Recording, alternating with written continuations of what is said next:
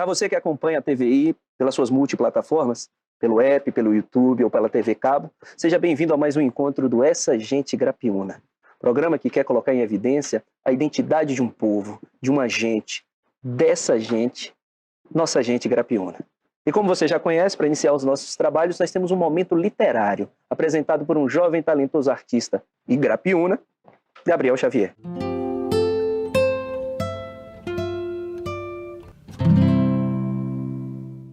Eu sou uma gargalhada entalada na garganta de Deus. Por isso sou assim. Qualquer dia desse, alguém faz uma cócega debaixo do braço, ele dá a gargalhada e me solta neste mundo, pelos séculos sem fim. Aprisionamento, Rui do Carmo Póvoas.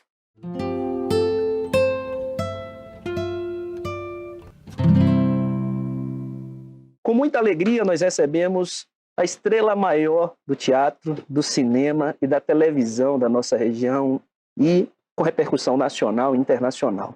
Fico muito feliz porque carinhosamente a chamo como mãe, porque ela também é Ialorixá, além de ser essa grande artista, essa grande arte ativista, essa grande atriz que dialoga em múltiplas plataformas. O Essa Gente Grapiúna recebe hoje para uma profunda conversa sobre arte, cultura, sobre a vida, ela, Alba Cristina, mãe da Arabi. Alba, querida, muito obrigado pela sua presença, por aceitar o nosso convite e por, nesse início de jornada, emprestar sua credibilidade a esse nascente programa. Para nós é uma alegria tê-la conosco.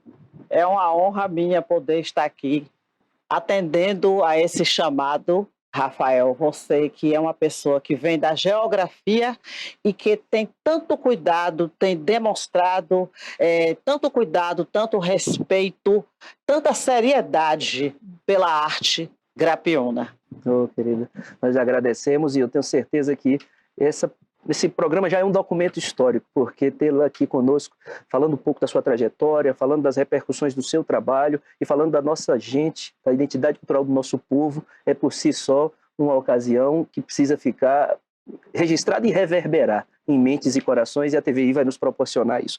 A Alba, além de ser arte ativista e Ialorixá, como eu disse, ela também é uma agente de promoção social, cultural, e como ativista, tanto da cultura quanto das religiões ancestrais, está aqui para falar de tudo isso conosco. Então a primeira pergunta, Alba, que eu queria lhe fazer é como é que a arte chega na sua vida? Como é que a Alba se descobre artista? Como é que essa arte passa a pulsar em ti e reverberar naqueles que o cercam? A arte entra na minha vida desde que eu me entendi como gente. Essa é uma linguagem popular que a gente cresce ouvindo, né?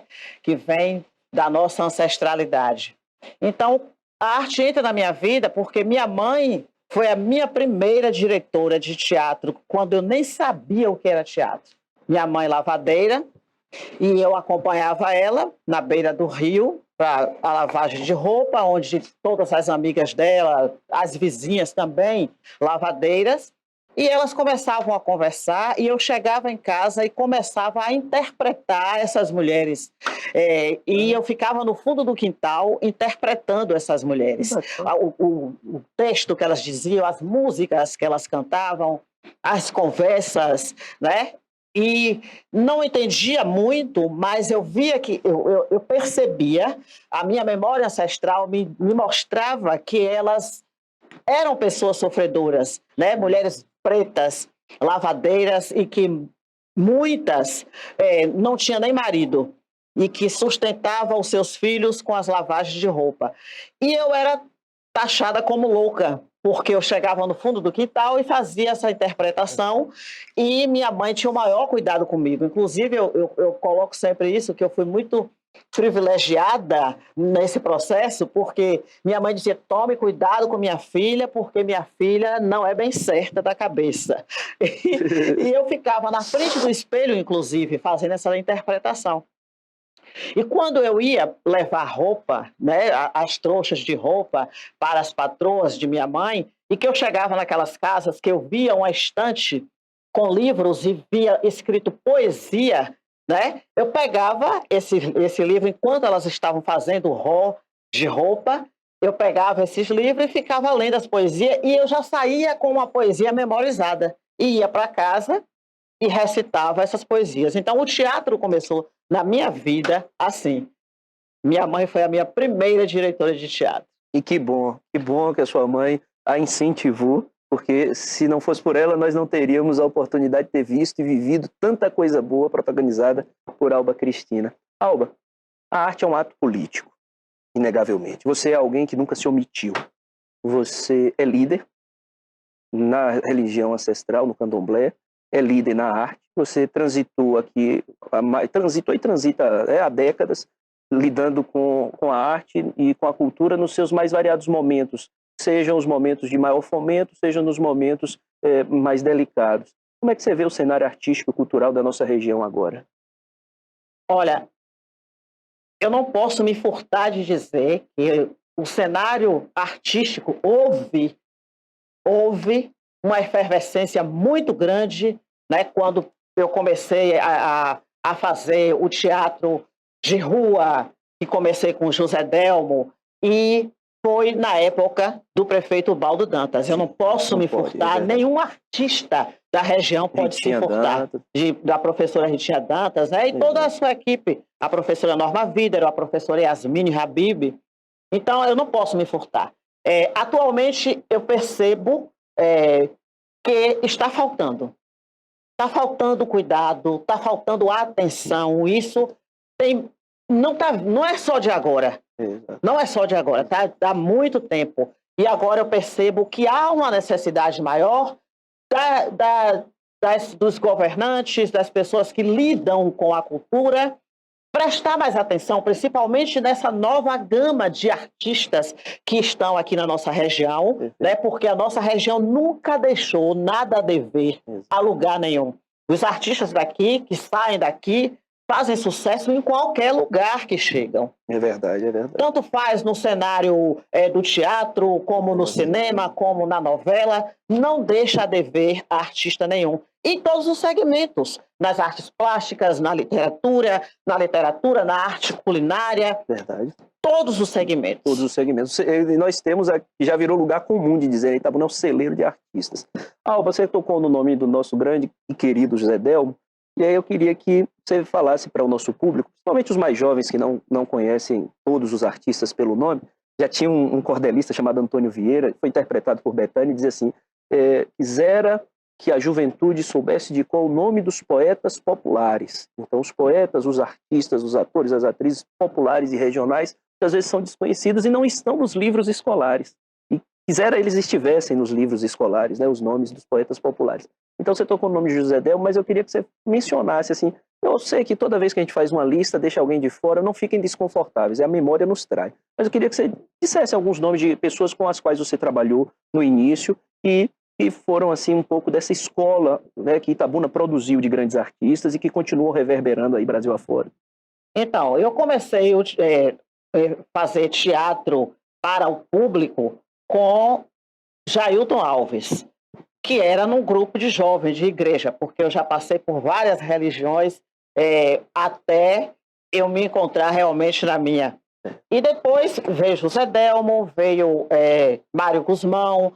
Aí a gente não pode esquecer de falar de Ramon Vani, Aldo Bastos também. Depois de Jailton, eu passei para Aldo Bastos, que todos os artistas de teatro da minha época começaram com Aldo Bastos, né? A gente não pode negar isso. E a gente tem, sabe, a gente teve Candinha Dória, que é o nome mais falado, mas tem muita gente que não sabe da história de Candinha Dória, só o pessoal da agora pensa que é o nome do teatro, mas tem gente que não sabe da história, porque essa história não é contada, né? Verdade. A gente teve Jorge Araújo, que não foi da minha época, mas era da época de Candinha Dória, Paulo Lima e tantos outros e tantas outras. A atriz Leila Chalupe, né, que começou com Aldo Bastos e que era filha do Chalupe, né, da biblioteca.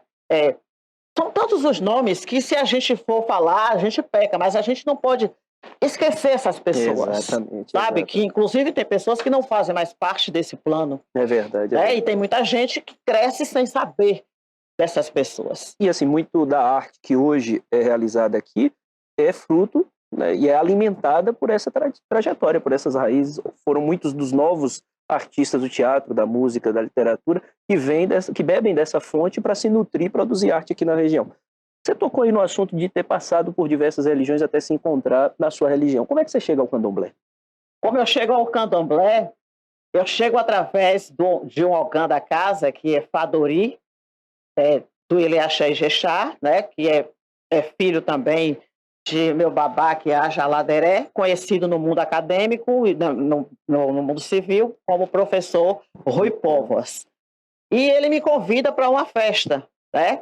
E eu já tinha vindo, como eu coloquei, de vários. Já fui 3 dias, eu fui protestante, só por 3 dias, porque quando eu comecei a frequentar a igreja, nem cheguei aí à igreja. Eu conheci uma pessoa, numa dessas idas de levar roupa para as patroas, né? E que me falou, e eu comecei a conversar, dialogar com ela, e ela me disse que eu fosse para a casa dela, que ela ia me dar mais ensinamentos, até me levar à igreja. E queria conhecer a minha casa para saber quem eu era. Eu levei, quando ela chegou e me falou, a tua casa é muito feia. E aí eu já não quis mais saber. Mesmo sem muito entendimento, mas eu já pensava, né? Exato. Aí depois eu fui para a igreja católica.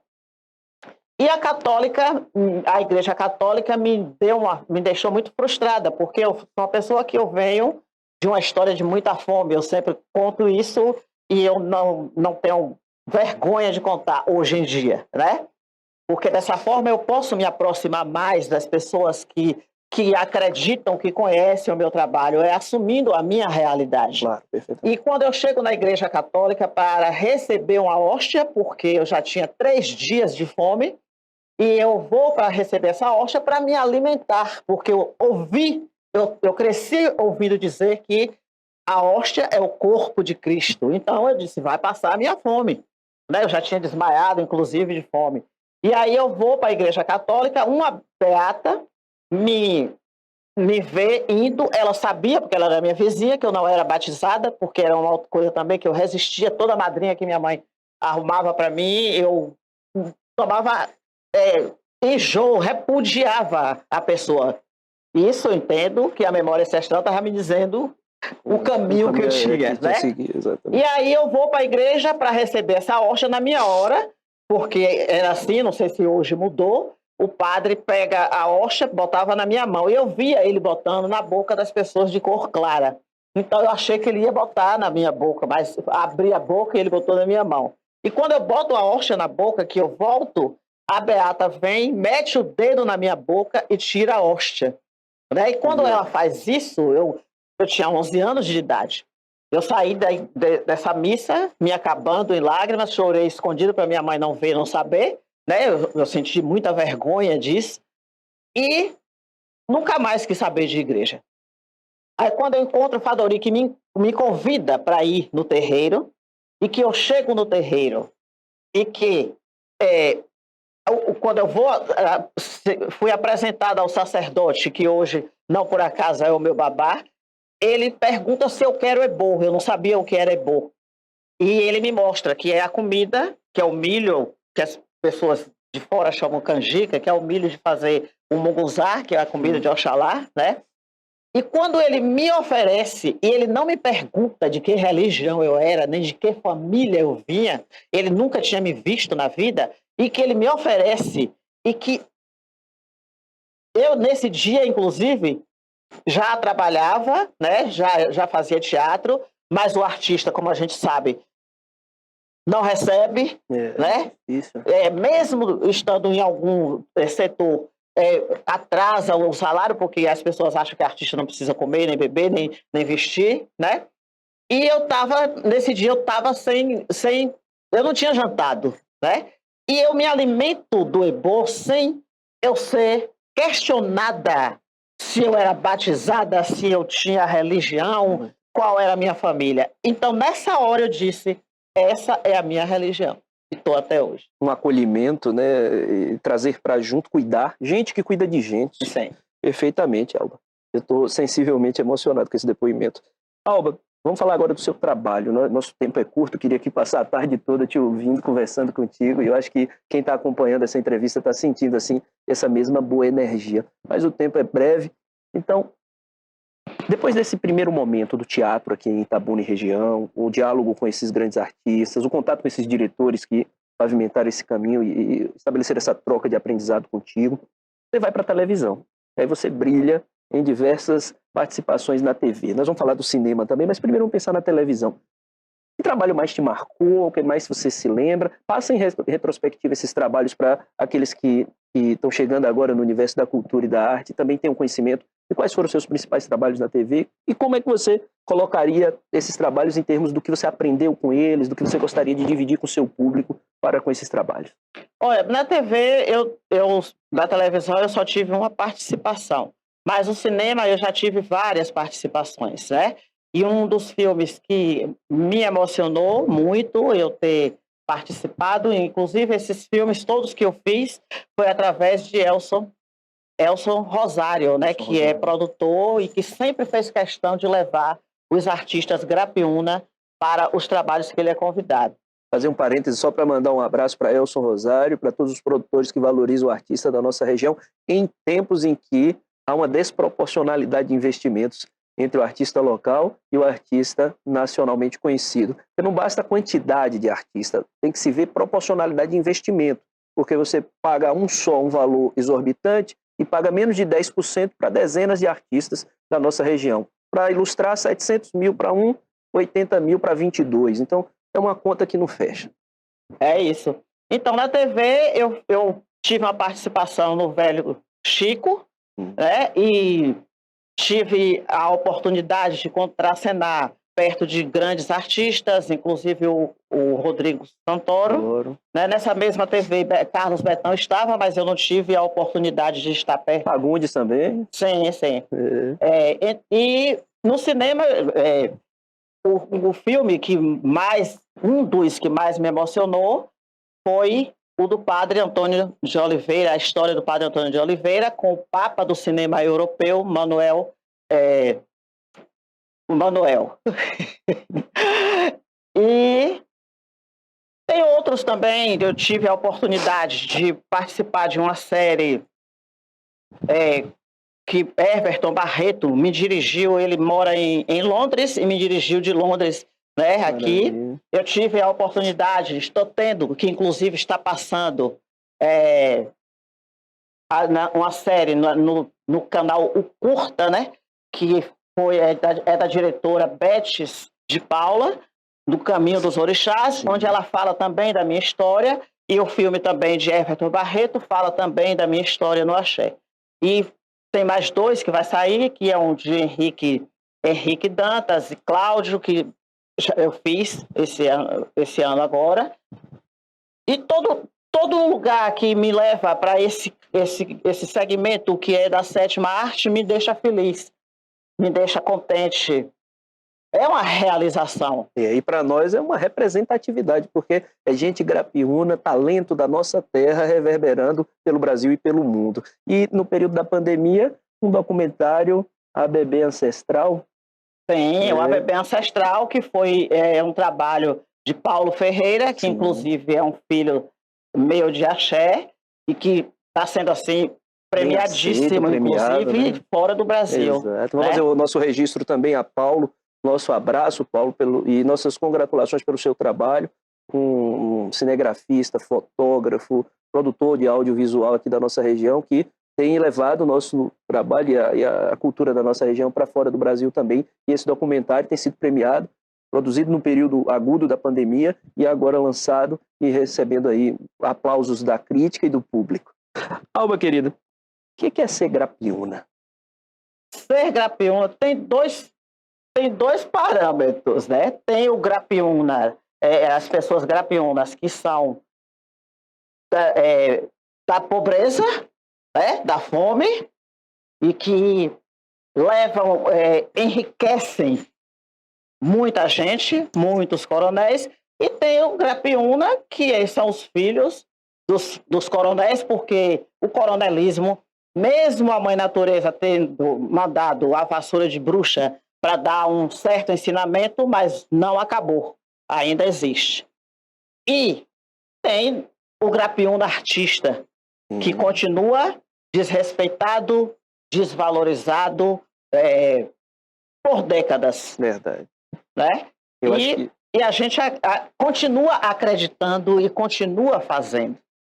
É verdade. E assim, sinalizar essa desigualdade, esse fosso social é fundamental, porque por mais que a gente tenha avançado em alguns aspectos, a desigualdade continua violentando um projeto de sociedade, um projeto de nação, que seja justo, igualitário, de inclusão, de representatividade, de combate ao racismo, a toda sorte de intolerância. E eu acho que o artista é alguém que, de maneira lúdica, pedagógica, mas mais comprometida, consegue marcar esse território. E Milton Santos, nosso conterrâneo ilustre baiano, dizia: a força da alienação advém dessa fragilidade humana de identificar muito mais o que os separa do que o que nos une. E eu acho que a arte pode ser esse alinhavo que vá tecendo condições de unidade em torno de um projeto de sociedade que seja diferente desse que está posto. E pessoas como você reverberam isso. E eu queria te fazer um questionamento agora, estamos chegando já na reta final do nosso programa, sobre o seu papel como liderança do movimento negro, do movimento feminista, você como mulher negra, como sacerdote, alorixá do candomblé, como líder cultural. O que a gente constrói para tentar mudar essa realidade tão dura? A gente constrói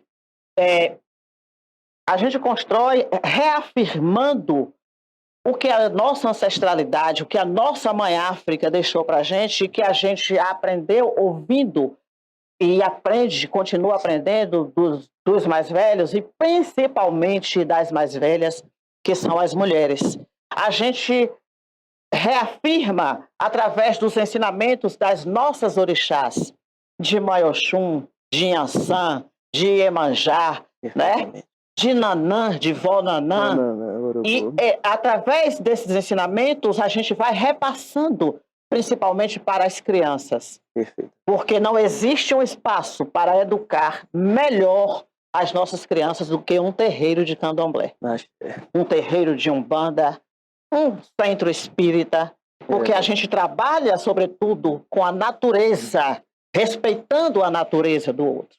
Perfeito. E a partir daí é que a gente consegue dizer que tem que haver o respeito, que a mulher tem que ser empoderada, que a mulher negra, o homem negro, que mesmo que seja de cor clara, mas que tem que respeitar as pessoas e reafirmar a nossa cultura, a força da nossa ancestralidade através da nossa cor e mostrando que o sangue que corre na minha veia é o mesmo que corre na veia de um branco ou de uma branca.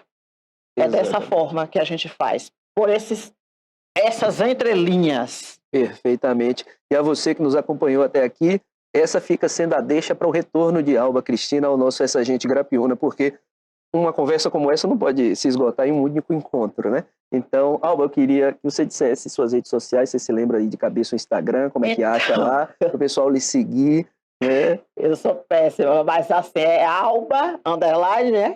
Darabi.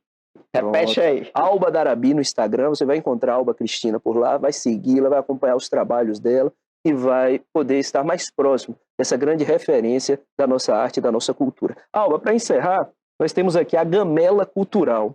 Então, nós divulgamos aqui vários trabalhos, sejam eles literários, audiovisual, artesanato. Então, eu quero começar falando do professor Piligra, professor Lorival Piligra, que escreveu este livro baseado na relação dele com a filhinha dele, A Menina que Pescava Estrelas Cadentes, vendo? Professor Piligra, pela Via Literário, do Agenor Gasparito. Nós temos aqui Daniel Tami, também pela Via Literário, o livro Vassoura, contos que falam sobre a nossa região. Nós temos de Silvia Quimo Costa, professora da UFSB, um livro infanto-juvenil, com uma linguagem bem sofisticada, mas também acessível, Portas e Gatos. Nós temos aqui uma antologia poética nacional, da qual o Gabriel Xavier, do Momento Literário, e eu participamos, a editora Vivara, Poesia Livre, 2023, 250 poetas, e tem poema nosso aqui, o meu, chamado Do Lado de Cá Tem Vida, dedicado a Exu, e Gabriel Xavier, com um poema dele aqui. E para concluir a nossa gamela cultural de Beth Galo Atelier, da Associação de Artesãs, ó, essa linda bolsa.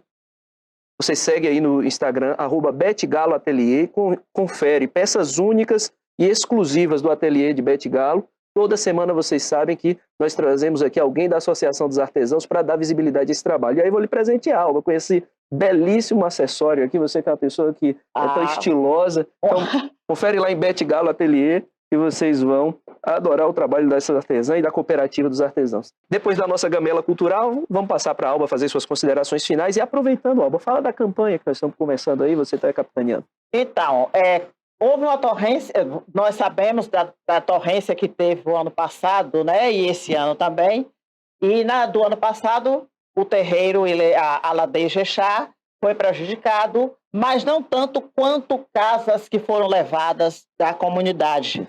E nós resolvemos fazer campanha para ajudar essas casas. Nessa segunda torrência, a barragem, que nós temos uma lagoa, que é a fonte de Moioxum, não suportou e a força das águas levou, né? E nós vamos fazer uma campanha para reconstruir. O nome da campanha é Oxum por Nós e Nós por Oxum. E logo, logo vai ser divulgado. Você está sendo um dos nossos parceiros e que eu agradeço. Estamos juntos, vamos Oxum por nós e nós por Oxum. Então, gente, muito obrigado por vocês terem nos acompanhado até aqui. Esse foi o Essa Gente Grapiúna para você.